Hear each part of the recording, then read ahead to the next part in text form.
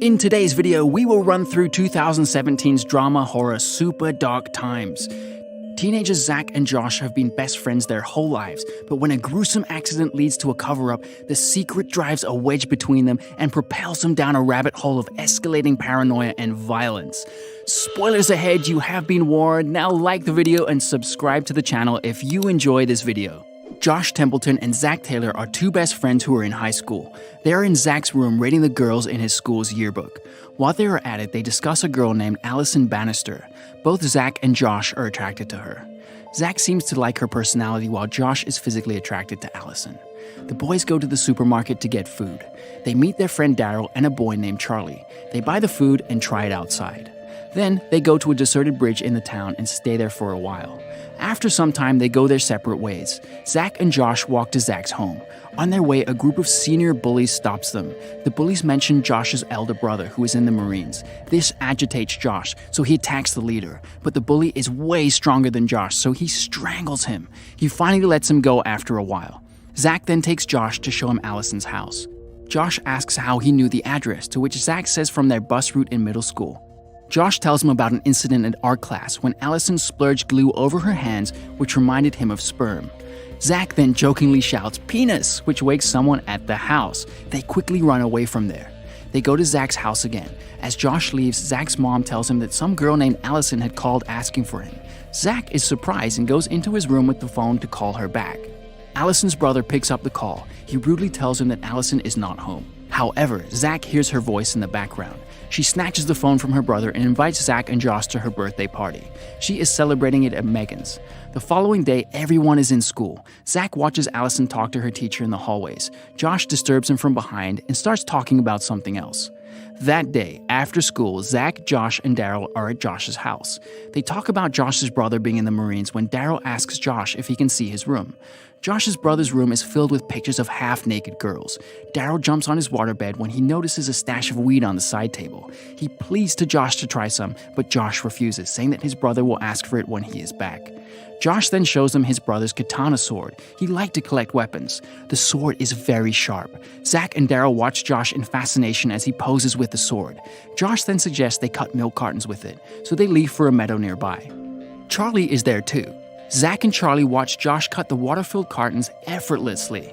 Just then, Zach notices Daryl smoking in the back. When asked what it is, he tells him that it is a cigarette, but Josh soon realizes that he had stolen his brother's weed. Josh gets extremely mad and asks for it back. However, Daryl refuses to give it back. They get into a fight and Zach separates them. Josh calls Daryl names, which further angers him. He attacks Josh again. They get into a fist fight. Josh has the sword in his hands. As they are fighting, Josh pushes Daryl. The sword stabs him on his neck. Everyone there is shocked. Daryl falls to the ground and starts bleeding profusely. In hopes of easing his pain, Zach pulls the sword out of his neck, but instead this makes him lose more blood. Daryl somehow stands up and starts to run away from the group. Zach and Josh rush behind him. After a while, they find him lying on the ground. Zach goes to check if Daryl is still alive, but vomits because of all the blood. Charlie comes there too.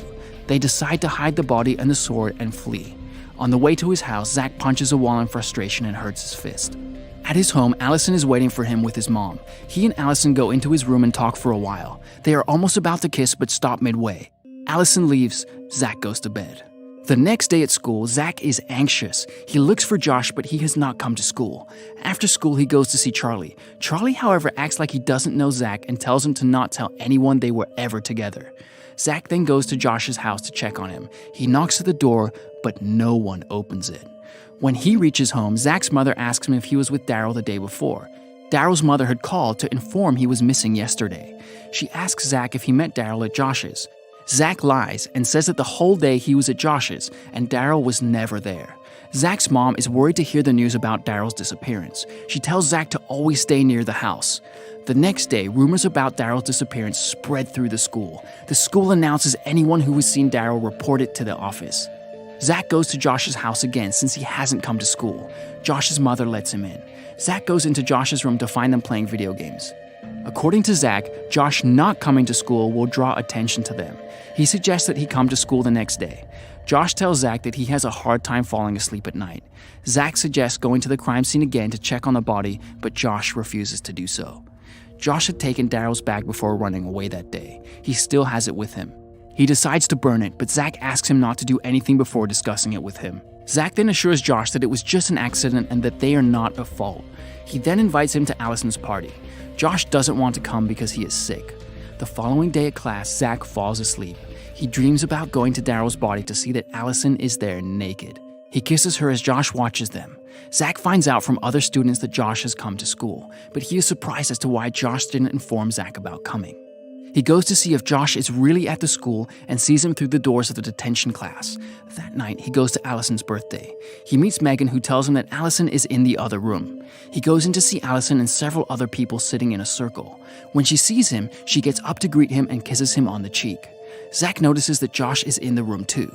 As they get seated, Josh gives Allison a birthday present. She opens it to reveal a stash of weed.